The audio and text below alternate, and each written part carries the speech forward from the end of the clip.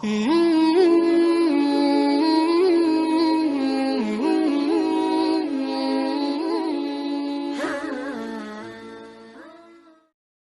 ada sisi uniknya. Kalau menamai penjajah itu musta'marin atau al-isti'mar.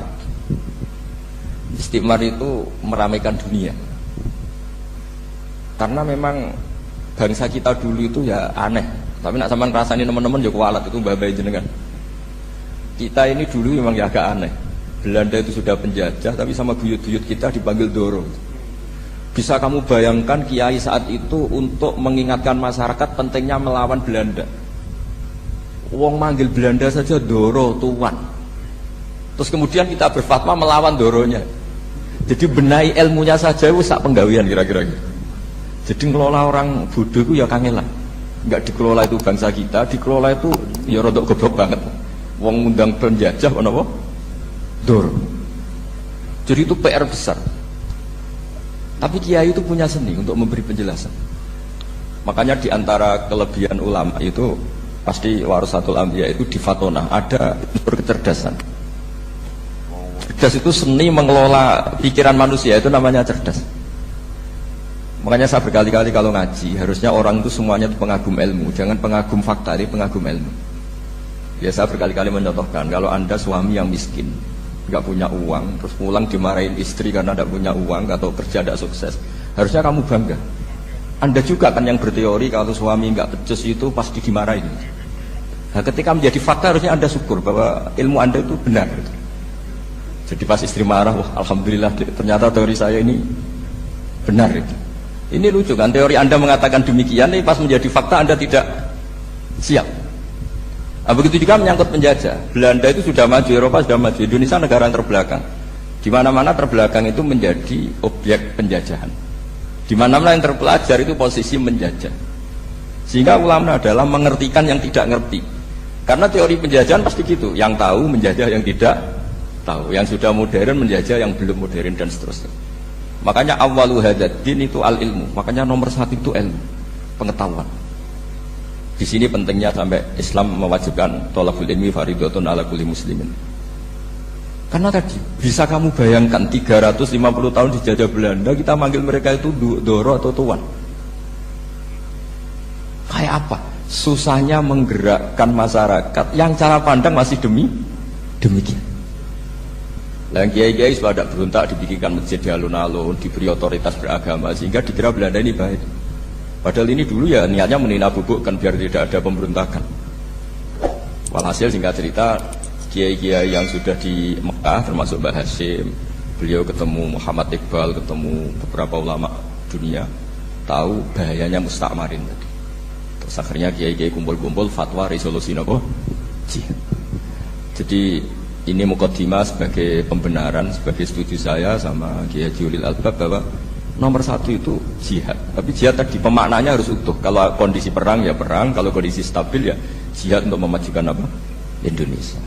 Itu saya ulang lagi dimulai dari ilmu. Sebelum saya ngaji Minhajul Thalibin saya cerita ilmu itu apa? Ilmu itu sederhana, sesuatu yang mudah. Karena ilmu itu fitratallahi allati fataran nasa.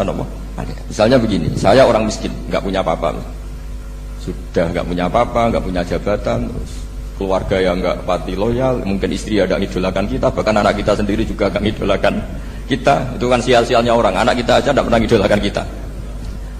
Tapi untuk bahagia itu sebenarnya sederhana. Sederhananya begini, orang pinter itu ingin mempertahankan kehidupannya, terus pinter sampai berubat habis banyak ke Belanda, ke Jepang supaya mempertahankan nyawanya.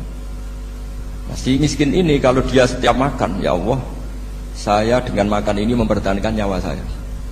Jika makan itu satu kajian ilmiah bahwa ini luar biasa.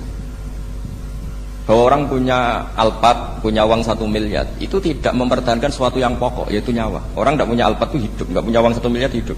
Tapi kalau nggak punya nasi 1 piring, nggak punya air 1 gelas bisa mati. Artinya apa? Orang miskin itu yusyarikul aghniya, sama dengan orang-orang kaya dalam hal kepemilikan hal-hal yang pokok. Tapi kadang-kadang orang miskin itu ya nyun sewu agak belagu, sudah miskin ingin punya alpat, sudah miskin ingin punya uang, ya dia tersiksa. Harusnya cara berpikir, nggak punya alpat itu masih hidup, nggak punya uang 1 miliar masih hidup. Yang punya alpat hidupnya juga pakai nasi 1 piring, yang punya uang 1 miliar juga pakai nasi. Ya kalau itu kan sama, saya punya. Kalau gitu kan bisa miskin rasa kaya. Itu memang harus dilatih. Nah, kalau orang kaya kan rumahnya banyak di mana-mana. Memangnya kalau rumahnya banyak di mana-mana terus tidur di sini 1 jam, di rumah itu 1 jam, malah nggak bisa tidur kan? Tetap aja yang dipakai 1 kamar. Itu gunanya apa punya rumah banyak? Setidaknya zaman miskin itu dia berpikir gunanya apa punya rumah banyak yang dipakai hanya 1. Meskipun suatu saat kalau dia kaya juga berpikirnya agak rubah. Ya penting punya rumah banyak biar kemana-mana punya rumah, nggak apa-apa. Tapi sementara masih miskin jangan berpikir seperti itu. Lah yang menjadi miskin kacau kan sudah miskin berpikirnya gaya orang kaya. Itu kecelakaan itu. Lah itu ilmu, maksudnya itu ilmu. Sehingga dulu Nabi ngajari orang miskin itu sederhana. Ketemu orang miskin sama Nabi diajarkan. Nabi diantara ajarannya begini. Ada seseorang man asbaha, orang yang setiap harinya mu'afan fi jasadi, dia sehat, aminan fi sirbi, negara dalam keadaan aman, tidak dalam ancaman. Indahu qutu yaumi, dia hari itu punya makan. Faka'an nama khizat lahu dunya bihadzafiriha, berarti dia sudah punya dunia isinya. Karena polanya sama. Buat Presiden Amerika itu yang untuk mempertahankan nyawanya ya makan pokok dan minuman pokok, bukan jabatannya sebagai presiden atau punya uang triliunan. Orang paling kaya di Indonesia juga gitu, untuk mempertahankan hidupnya juga dengan makanan pokok. Dan itu orang miskin punya. Nah, kehidupan paling top itu apa? Ya kehidupan yang mempertahankan nyawa itu yang paling top, lainnya itu enggak. Karena mempertahankan nyawa ini super penting dan orang miskin bisa. Nah, saya berharap ilmu seperti inilah menjadikan dulu itu kuat ketika melawan Belanda. Kenapa kuat? Karena mereka gampang syukur. Barokahnya gampang syukur itu selesai dengan dirinya sendiri. Kalau bahasa intelektualnya itu, orang kalau sudah selesai dengan dirinya sendiri bisa berpikir memanfaati pada orang lain. Nah, dulu orang-orang miskin ketika era sahabat, termasuk era para ulama yang mendidik para umatnya, itu selesai dengan dirinya sendiri. Nah sekarang banyak orang miskin juga termasuk orang kaya, bahkan belum selesai dengan dirinya. Wah itu angel, ngajak jihad angel, karena dengan dirinya saja belum selesai. Maka masyhur itu kan ketika perang Tabuk, ada orang datang, kira-kira kalau Indonesia pakai beras 4 kilo, ya Rasulullah yang 2 kilo tak kasihkan keluarga kami supaya bisa makan, yang 2 kilo tak kasihkan jenengan untuk biaya perang. Perang Tabuk itu perang tersulit, disebut perang Dhatil Usra. Sekarang hitung saja, ini coba dihitung, mungkin yang bagian kasir tahu. Kalau 2 kilo kali 3.000, umat Islam masih itu sekitar hampir 3.000. 3.000 itu sudah 6.000 kilo. 6.000 kilo itu artinya apa? Orang miskin ketika perang membiayai dirinya sendiri, itu satu. Kedua, dengan mental memberi, orang ini tidak tamak. Barokahnya tidak tamak, tidak nyalahkan yang kaya. Efek dari itu apa ketika perang Tabuk? Sumbangan dari Sayyidina Utsman yang jumlahnya besar sekali, yaitu di antara 1.000 dinar. 1 dinar kira-kira 4,25 gram, berarti sekitar 4.000 gram. Itu bisa diberikan alat perang. Sumbangan dari Abu Bakar juga bisa dipakai beli kuda untuk perang. Nah bayangkan kalau kebutuhan orang miskin ini untuk makan itu nggak mau urun.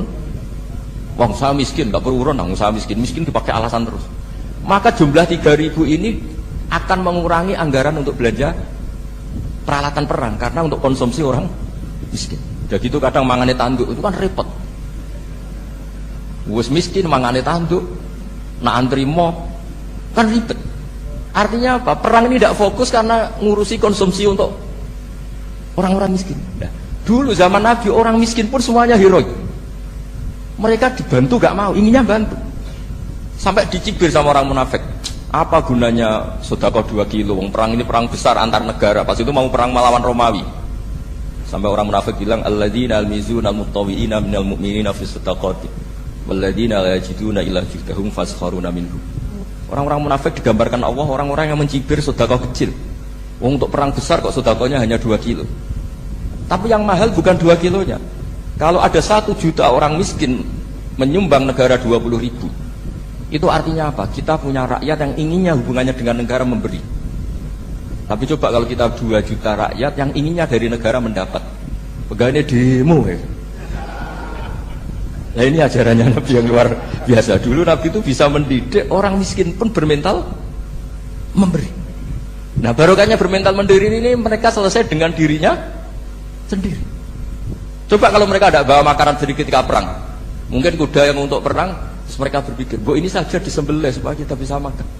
Ribet kan? Ngapain beli senjata yang mutakhir, makan saja nggak bisa. Tapi barokahnya mereka urun sendiri. Mereka selesai dengan dirinya sendiri. Ini hebatnya didikan Rasulullah Shallallahu Alaihi Wasallam. Nah dulu Mbah Hasyim dan kawan-kawan itu berhasil mendidik seperti itu. Santri yang miskin-miskin itu kalau ngaturi kiai duwene telo itu gak no telo, duwene wi itu gak no wi. Jika kiai sing wis mapan-mapan, misalnya kados kula wonten kan mun setengah mapan, ya akhirnya yo iso mangan wi. Jebule wi ku yo enak. Santri yo seneng mergo kiai ini seneng pancen wis suwi mangan pizza misalnya. Nah, tapi nek sing melarat terus aku melarat kiai tak kei wi mosok doyan. Wis melarat medhit di alasan kan ribet kan. Ini yang perlu dihilangkan. Medhit kok berargumentasi. Yang mahal itu bukan winya, mental memberi. Orang itu kalau mentalnya memberi itu berarti selesai dengan dirinya. Tapi kalau tidak bermental memberi pasti tamak. Dan tamak itu mesti menghakimi orang lain. Maka dalam kitab hikam diterangkan penyakit terberat itu tamak. Kenapa? Karena orang pikir itu tidak ada kata-kata kitab hikam, bukan kata saya. Yang ada itu tamak. Misalnya gini, saya kenal PLT Bupati Kudus. Tidak pernah saya bilang beliau kikir. Tapi sekali saya pernah ngajukan proposal tidak kesampaian. Wah, beliau medit.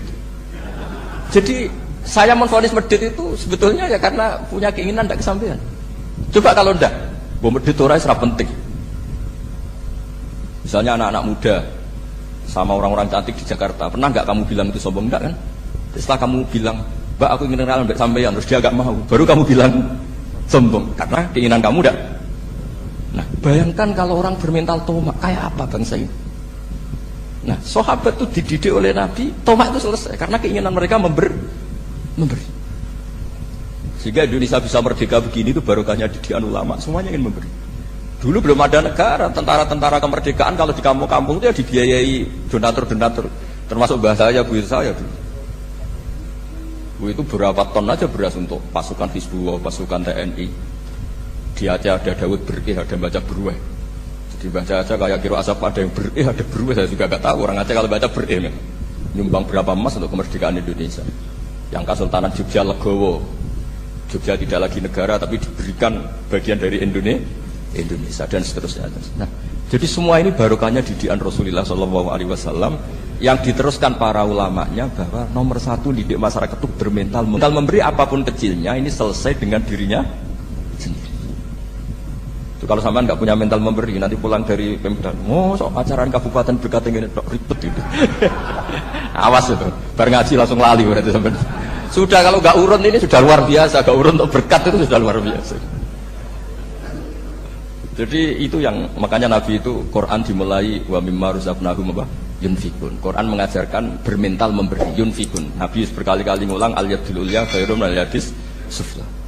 Dan memberi itu tidak harus nunggu kaya. Gambarannya Quran tentang orang baik itu gimana? Alladzina yunfikuna fis sarra wa dharra. Bukan fis sarra saja, ketika wa dharra juga.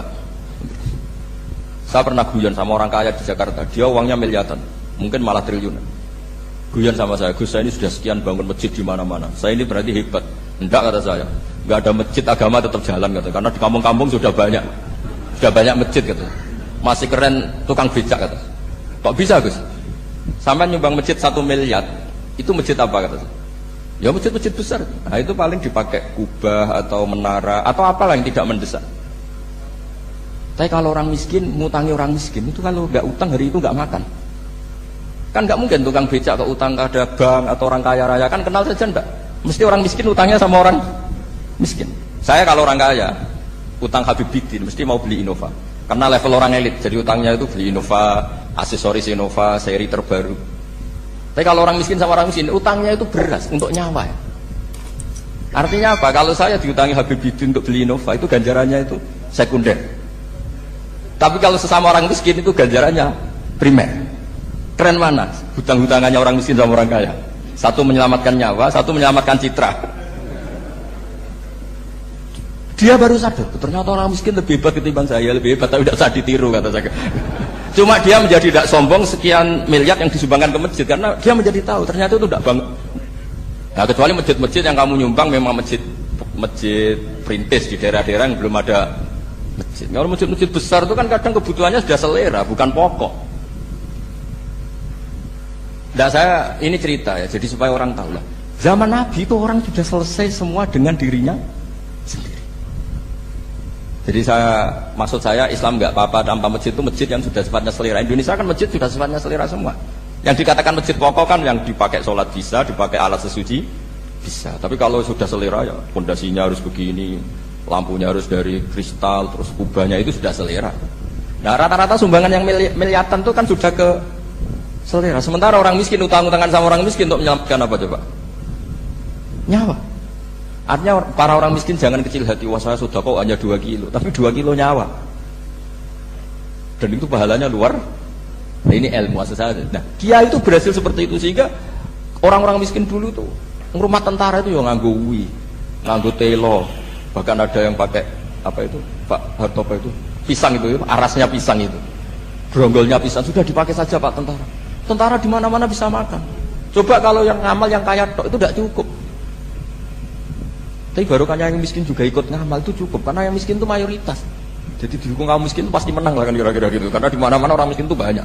Menemukan orang kaya itu nyari data. Kalau menemukan orang miskin seketemunya pasti ketemu. Dan orang miskin ini dididik ulama untuk berkontribusi. Sehingga banyak tentara ketika dicari Belanda pura-pura jadi petani. Ini juga yang menyelamatkan orang miskin. Nah, ulama dulu itu orang paling sukses mensuasanakan seperti itu. Yaitu yang diceritakan di perang Tabuk, mimpa di maka tayazihu qulubu fariqin minhum. Jadi perang Tabuk itu perang di antara yang paling diceritakan Allah berkali-kali apa? Ya Rasulullah tadi malam saya buruh dan ini dapat 2 sok ya kira-kira berapa kilo? Yang separuh untuk keluarga kami, yang separuh saya sumbangkan ke jenengan. Coba perang antar negara hanya menyumbang 2 kilo beras, bayangkan. Tapi nilainya bukan 2 kilo. Kalau 2 juta rakyat Indonesia nyumbang 2 beras, artinya hubungannya dengan negara hubungan ingin memberi. Dan barokahnya hubungan ingin memberi, ora pati kecangkeman tomak, ora pati kakean menuntut. Ini yang mahal itu yang nggak ternilai itu. Dan itu menjadi kekuatan yang luar biasa sehingga umat Islam bisa mengalahkan pasukan Romawi. Nah Indonesia dulu kira-kira seperti itu prakemer. Ya itu saja sebagai mukadimah Hairi Santris. Terusnya ngawas Minhajul Thalibin. Ini sudah sampai bab salam. Kemarin bab sujud, sekarang bab salam. Bismillahirrahmanirrahim. Watsani asyara assalam. Ya kita tahu secara i'rab kalau sani pakai i'rab isim mangkus, tapi untuk asyara tetap mabni nasab. Mabni fathah maksudnya. Jadi semua ulama ngendikan adat mulai ahada asyara sampai tis'ata asyara tetap berstatus mabni apa? Fathah. Sehingga di Quran inni ra'aitu ahada asyara kaukaba. Terus di beberapa di surat Mudassir 'alaiha tis'ata asyar. Padahal itu jadi mubtada muakhir.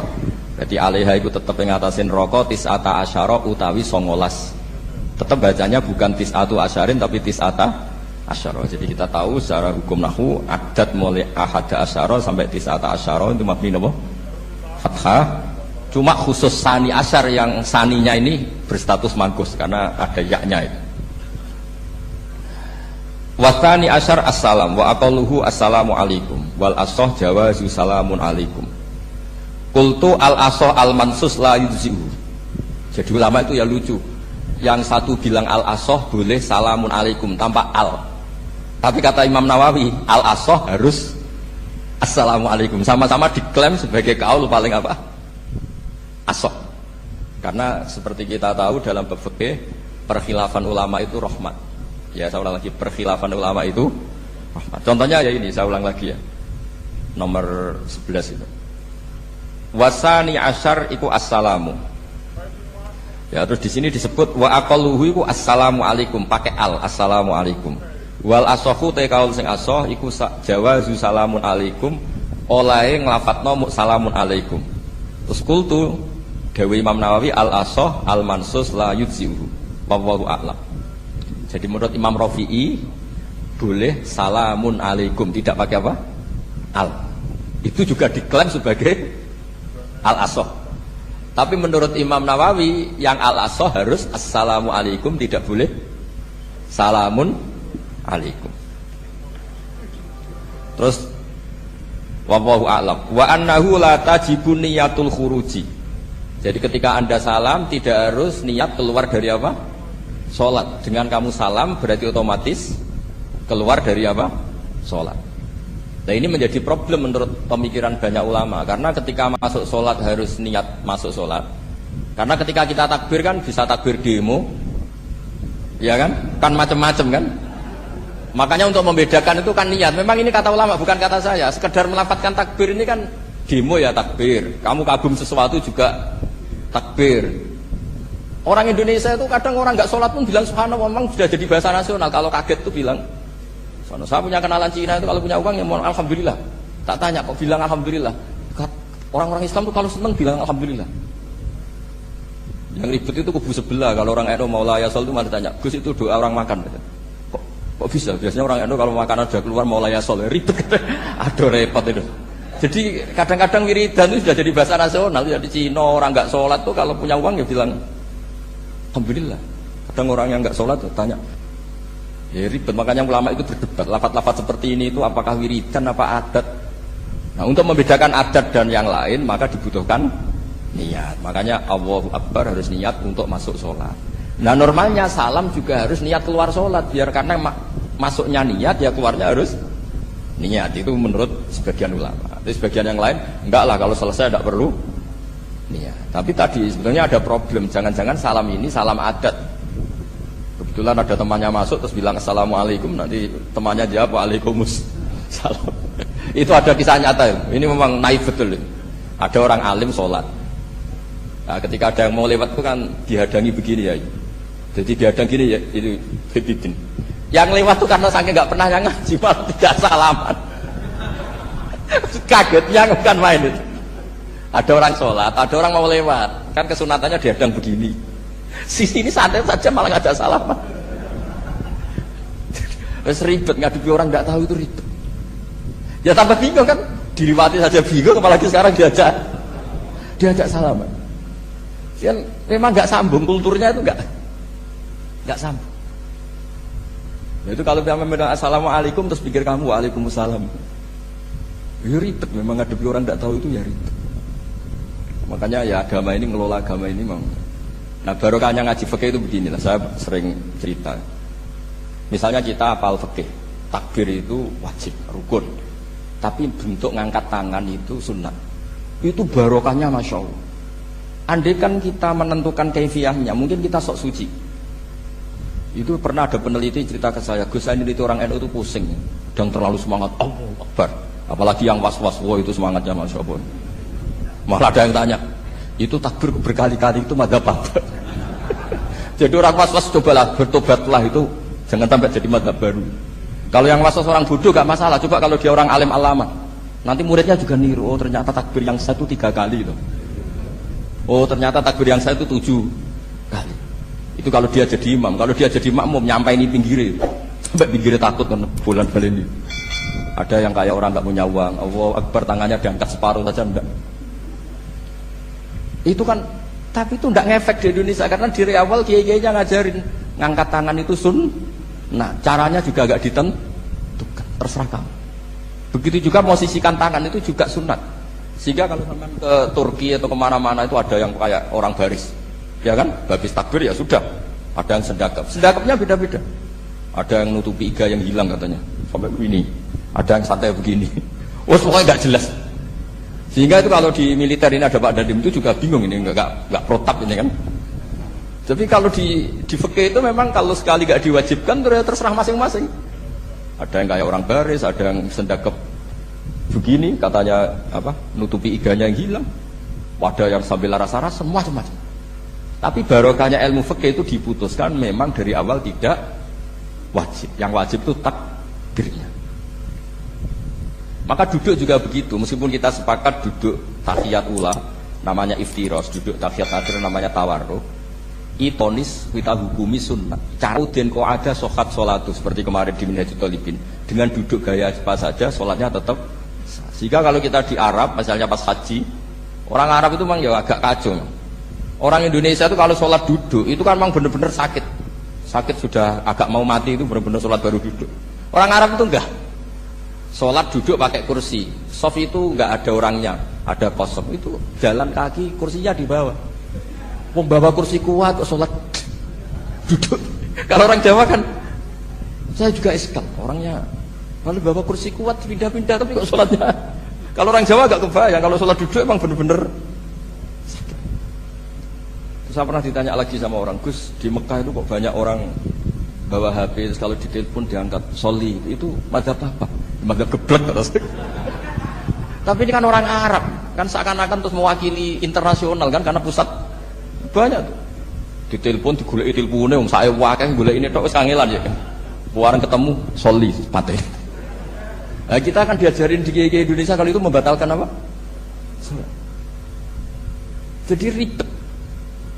Nah, barokahnya kitab-kitab seperti ini meskipun kita di Indonesia itu mengikuti panduan yang diarahkan atau yang dibagukan oleh ulama-ulama.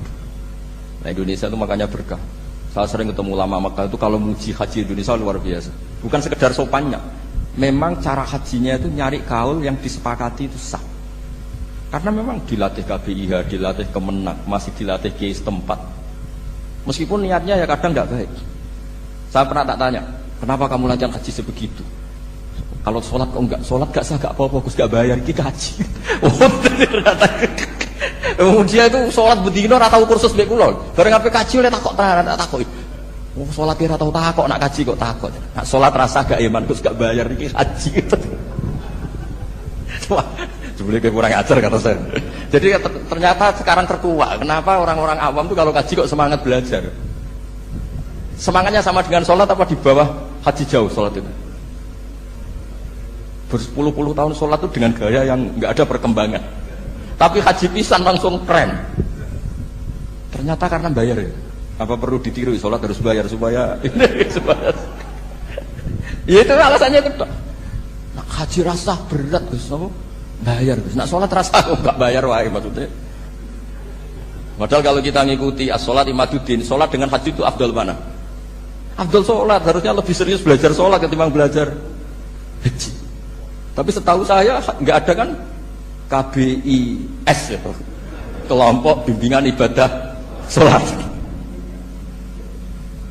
Jadi ini kritikan saya, semoga didengar ya, cobalah. Padahal ini Raden Asnawi dikarang pesolatan supaya orang sholatnya benar ya, sholatnya benar. Ya jadi ngaji fikih seperti ini setidaknya Anda menjadi tidak mudah mengadili orang lain bahwa sholat itu yang takbir tok yang wajib. Misalnya baca ya Fatihah tok, sehingga kalau ada imam lupa baca surat ya gak apa-apa, memang dari tidak wajib. Jadi pemilahan wajib dan tidak ini penting supaya tidak menghakimi pada yang lain. Jangan sampai perilaku kesolehan itu menjadi bentuk yang mengadili, nggak boleh. Itu Pak Kapolres, kalau di ilmu fikih itu ada ulama penjaga ilmu itu ekstrim-ekstrim.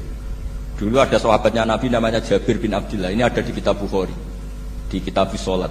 Ya maksudnya al-ilmu tentang sholat. Itu semua yang di masjid itu sudah pakai jubah, pakai gamis. Kalau orang Indonesia mungkin ya pakai hem, pakai baju batik, pakai. Itu dia datang malah gamisnya dicopot, gamisnya dicopot, imamannya dicopot, terus tinggal pakai satu sarung. Terus dicancang di sini, akidan benatorofaihi ala adik, dicancang begini. Kayak cerita-cerita di perang pahlawan itu. Hanya dengan pakai sarung satu dikalungkan itu. Terus ada orang-orang tabiin bilang gini, "Ungzuru ila ashabi Rasulillah." Ini sahabatnya Nabi kok sholat dengan cara seperti itu, enggak islami banget ya. Enggak keren banget lah. Terus kata Jabir bin Abdillah, "Saya sengaja melakukan ini supaya kamu tahu bahwa batas aurat yang dimaksud Nabi seperti ini. Shalla Rasulullah sallallahu alaihi wasallam fi izarin wahid, akidan baina tarafaihi ala atiki." Saya pernah melihat Nabi sholat seperti saya ini. Tapi barokahnya itu akhirnya diketahui kalau batas auratul rajul hanya mabena surah war rukbah. Andai kan tidak ada perilaku Jabir seperti ini, orang akan ngira bahwa syaratnya sholat itu harus pakai jubah, syaratnya sholat harus pakai hem. Akhirnya orang-orang yang kebetulan tidak pakai jubah, tidak pakai hem bingung. Misalnya dia katoan seperapat, pakai kaos, neng tengah hutan, rasa sholat, ngaku ranggo jubah, ribet kan? Artinya apa? Ilmu ini harus dijaga konstitusinya, barokahnya perilaku Jabir ini, orang tahu batas aurat. Jadi yang lainnya itu mukamilah atau kesunatan. Nabi juga seperti itu. Semua sahabat itu tawaf itu musyatan, berjalan. Tapi Nabi sebagai tokoh dan pas itu sehat. Saya ulang lagi, pas itu sehat. Ini hampir semua ulama bilang pas itu Nabi sehat. Nabi malah naik unta. Itu kata Imam Nawawi dalam kitab Masmur, Nabi naik unta itu lebih afdol ketimbang yang jalan. Padahal trennya ibadah kan al-ajul bi qadrit tak. Karena apa kata Imam Nawawi? Itu menjadi konstitusi ilmu bahwa syarat sahnya tawaf tidak harus jalan. Andai kan Nabi saat itu kok ikut jalan, maka dikira di antara syarat sahnya tawaf harus jalan. Maka kita kebingungan ketika pakai kursi roda karena tidak punya rujukan hukum. Ini barokahnya Nabi pakai berkendara, orang menjadi tahu oh Nabi itu berjalan itu tidak menjadi syarat sah. Berkendara juga boleh. Ya ada juga sahabat yang sengaja omong-omongan, maksudnya tawaf kan kudunya menang wiridan, tapi ada aja omongan untuk menunjukkan kalau ngomong itu tidak membatalkan tawaf. Sampai seperti itu lama menjaga konstitusi ilmu. Makanya nyuwun sewu kayak kita ini yang anaknya tokoh, apalagi ini di sini ada Gus Albab, termasuk ada saya, yang anak-anaknya tokoh itu memang sudah harus mulai biasa lah. Karena dulu kalau soleh kebanget, itu yang ngel-ngel orang. Abu Bakar, saya tak cerita Abu Bakar itu soleh banget. Saking solehnya itu ini gak akan ada yang niru, saya yakin. Beliau itu hari pertama diangkat khalifah, hari berikutnya masih dagang di pasar. Sehingga kita ditegur supaya tidak usah dagang, dicukupi negara. Beliau setuju, dapat gaji. Setelah mau meninggal, semua gajinya itu disuruh ganti uang pribadi karena beliau merasa tidak nyaman. Uang mengkhidmati negara kok minta uang, ganti soalnya uang pribadi diganti. Nah, itu ya tentu tidak wajib, pejabat juga agak minat niru. Nah tapi lucunya apa? Sayyidina Umar ketika Abu Bakar sudah meninggal itu kritiknya lucu. Kamu itu solehnya berlebihan. Taman batat. Sing repot sing genti. Nak soleh kok jangan teman-teman. Mesti nak soleh ya dikira-kira lah. Jangan teman-teman. Sakit sing genteni repot. Makanya saya sering jagungan sama putra-putrane Mbah Mun itu. Nak keluarnya gitu. Abai gue alim, gue anteng, ngaruhnya gede. Terus diterima semua pihak. Repot sing genti.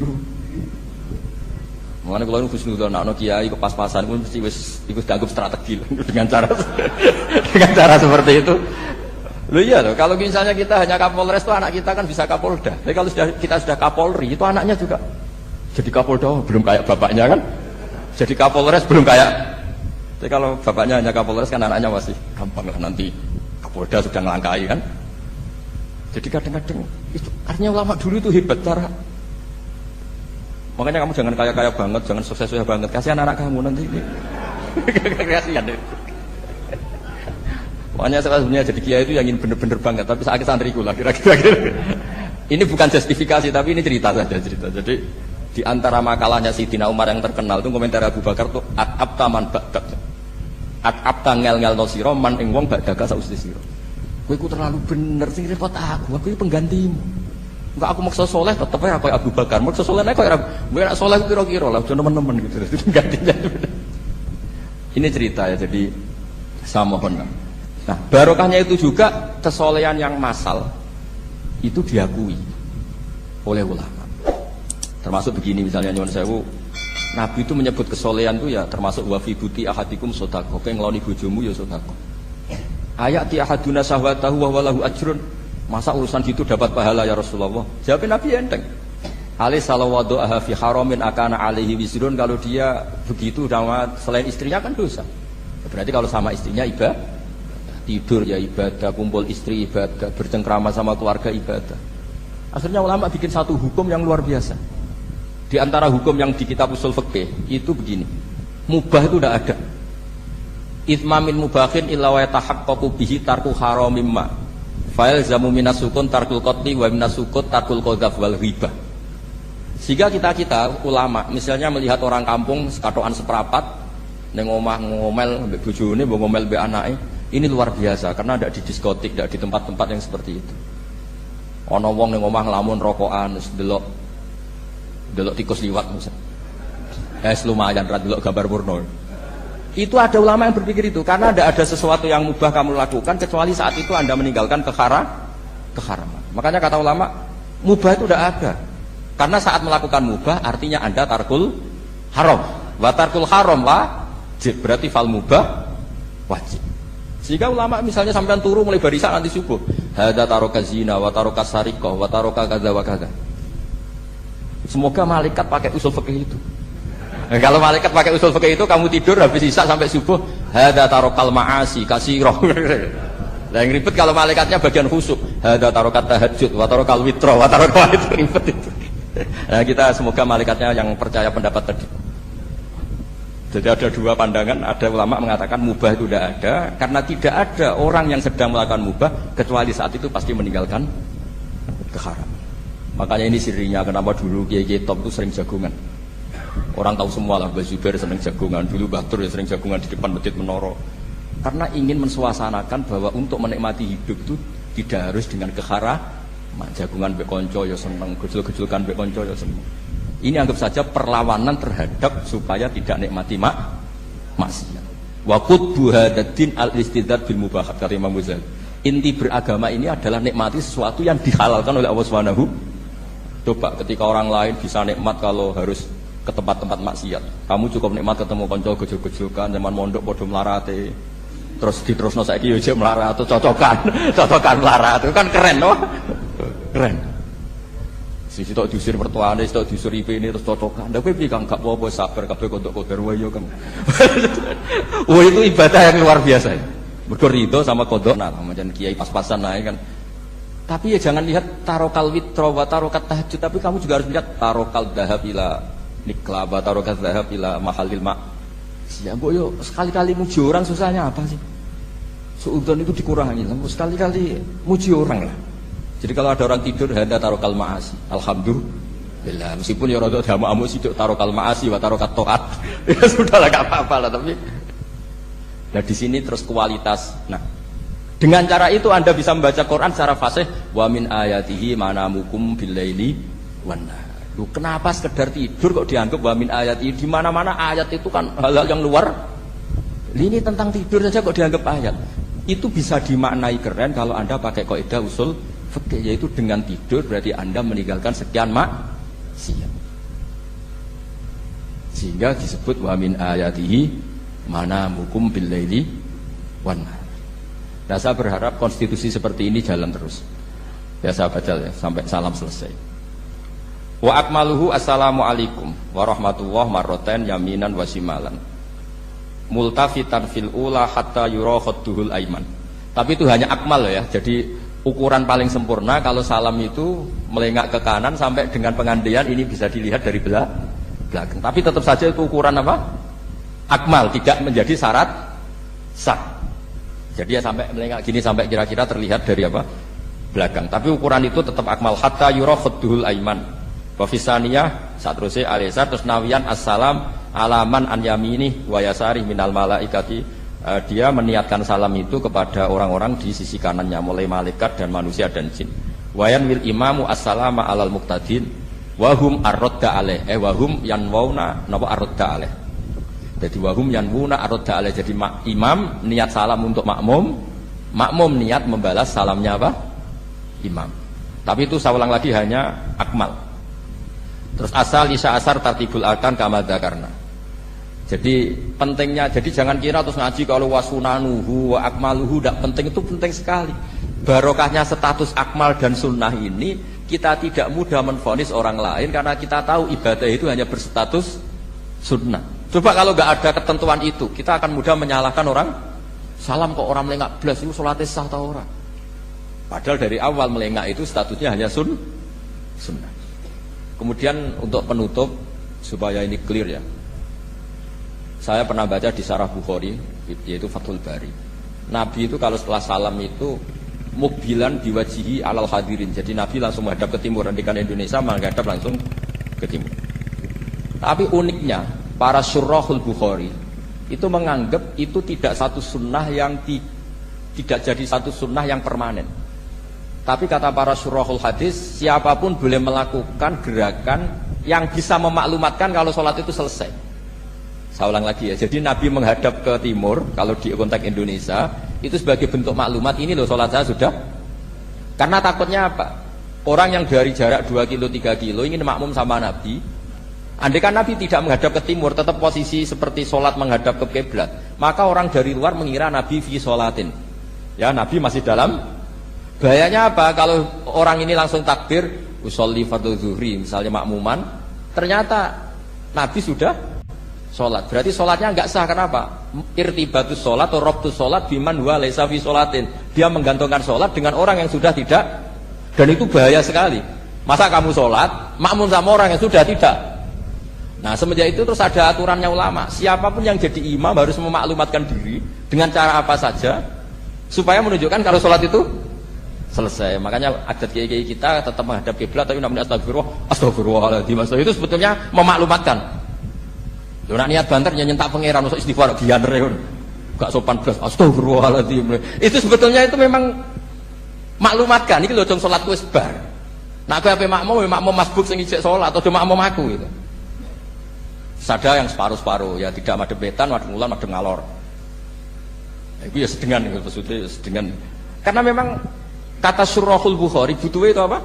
Imam punya gerakan yang menunjukkan kalau sholatnya itu selesai supaya nggak dikira fi sholatin kemudian ada yang ya clear ini ya. Jadi tidak perlu diperdebatkan kenapa sih ada yang menghadap timur, ada yang menghadap ke utara, ada yang tetap menghadap ke kiblat. Itu nggak perlu diperdebatkan, itu semuanya ada ilmunya, yaitu filosofinya apa? Ada gerakan yang menunjukkan kalau dia sholatnya selesai supaya tidak ada yang ikut. Sekali ada yang ikut berarti nanti apa? Robtus sholati biman laisa fi sholatin, yaitu menggantungkan sholat dia dengan orang yang hakikatnya sudah ada sholat. Ya ini mohon ngapunten sangat. Assalamualaikum warahmatullahi wabarakatuh.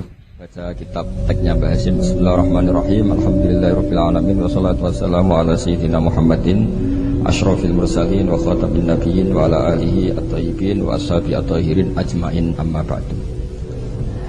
Saya langsung ke poin ya, bahwa orang yang sudah meninggal itu statusnya itu terserah anak cucunya. Sehingga ini masalah besar. Jadi saya ulang lagi ya. Jadi orang yang sudah meninggal itu dia berstatus apa itu terserah anak cucunya. Sehingga kalau anak cucu ini, kalau dalam bahasa Gus Hakim, turosnya itu tidak dijaga, maka akan bahaya sekali. Dulu Nabi Ibrahim karena punya anak bernama Ishak, Ishak punya anak namanya Yakub, Yakub punya anak namanya Yusuf, terus Yusuf bin Yakub bin Ishak bin Ibrahim. Yakub ini oleh orang Israel diberi gelar Abu Bani Israel. Jadi nama lainnya Yakub itu apa? Israel. Sehingga ketika beliau wafat dan kebetulan di negara Israel itu diberi bendera Israel. Dan karena Israel itu identik dengan Yahudi, seakan-akan Ibrahim itu ya pendiri Yahudi. Sehingga Allah membela-bela Nabi Ibrahim dengan kata-kata maka Ibrahimu Yahudiyam wala Nasrani. Karena punya cucu yang meninggal di Israel dan dikira seperti itu. Kita tahu banyak guru-guru kita yang madhabnya ahli sunnah. Kalau menurut PBNU ditambahi ahli sunnah an-nahdiyah itu. Saya tidak tahu itu tambahan itu legal apa ilegal, tidak tahu. Tapi kalau anak cucunya itu kubu sebelah, itu nanti ya terus gak dikholi, terus diharamkan khol. Kemudian pendapat itu seakan-akan warisan dari leluhurnya. Orang Arab dulu kama tasyarrafa bi Muhammadin adnan. Jadi orang itu mulia bukan berdasar mbahnya tapi berdasar cucunya. Ini perlu dicatat ya. Bukan kayak orang Jawa keramat munut gandul apa? Keramat. Saya yakin andaikan Mbah Zubair tidak punya putra sebesar Mbah Mun, mungkin yang datang ke kholnya juga sedikit. Orang juga nggak bahas lagi Mbah Zubair. Baru kaca punya putra Mbah Maimun, punya murid Mbah Sahal dan yang lain-lain, orang bahas lagi Mbah Zubair. Andaikan Mbah Hasyim tidak punya murid sekali bertokoh-tokoh kayak Mbah Siddiq, abahnya Kiai Haji Ahmad Siddiq, Kiai Satori di Cirebon dan beberapa kiai termasuk Mbah Dowi, mungkin orang juga agak bakas Mbah Hasyim. Andaikan orang enggak Mbah Hasyim tidak punya putra Gus Wahid, tidak punya cucu, tidak punya menantu kayak Mbah Ahmad Somali yang ngarang Sorok, Mbah Muhaimin yang mendirikan Darul Ulum di Mekah, juga orang tidak akan bagi bakas Mbah Hasyim. Apalagi kalau cucunya terus kedonyan, terus pondok di pabrik, istaqobbalallahu minna minkum taqabbal ya karim. Nah, terus sana ini kan sehingga nah di sini nih kritiknya Imam Syafi'i terhadap murid-muridnya Imam Les. Itu tidak ada orang ahli fikih sepintar Imam Les. Imam Malik itu dalam fikihnya itu pintar Imam Les. Sehingga Imam Syafi'i yang muridnya Imam Malik pernah ngendikan Al-Laitsu afqahu min Malik illa annahu daya'ahu ashabu. Imam Les itu lebih ahli fikih ketimbang Imam Malik. Tapi sing kurang ajar muridnya. Daya'ahu ashabu. Murid-muridnya tidak mendokumen mazhab-mazhabnya Imam Les. Akhirnya indiros itu hilang. Ini saya cerita dulu. Nanti nah, bapak saya Kiai Haji Nur Salim itu cita-citanya hanya satu. Aku kepengen hafal Quran kayak hafal Fatihah. Dan itu kesampaian. Beliau dulu dekat sama Mbak Adnan Ali di sini. Saya dengan Gus Kiki ini dengan Gus Hakim juga senasab karena ya sama-sama zuriyah Mbah Sambu. Ini ada Lek kalau saya manggil Lek Laili ini. Saya seperti kaidah ya, kalau nggak pernah sepuh itu haram undang saya, ini harus dipegang. Karena ya agak kurang ajar lah, wong nggak lebih sepuh kok ngongkon itu kan nggak sopan. Jadi tapi kalau lebih sepuh ya saya nurut. Tapi begini, saya beri sekian contoh kualitas karangan. Ini yang mungkin alpa dari Mahatali. Ini saya tegur. Betul-betul saya tegur, dan ini niat saya baik. Saya sering meneliti karangannya Sayyid Muhammad, banyak dan saya baca. Itu selalu wa sahbihi ajmain. Di sini Mbah Hasyim juga menghentikan wa ashabihi at-thahirin ajmain. Fa inna hadhil kalimata kalimatun fariqatun bainana wa bainas syiah. Fa inna nukrimu jami'as sahabah wa hum yukrimuna sahabiyan wa ahlu sahabiyan akhar.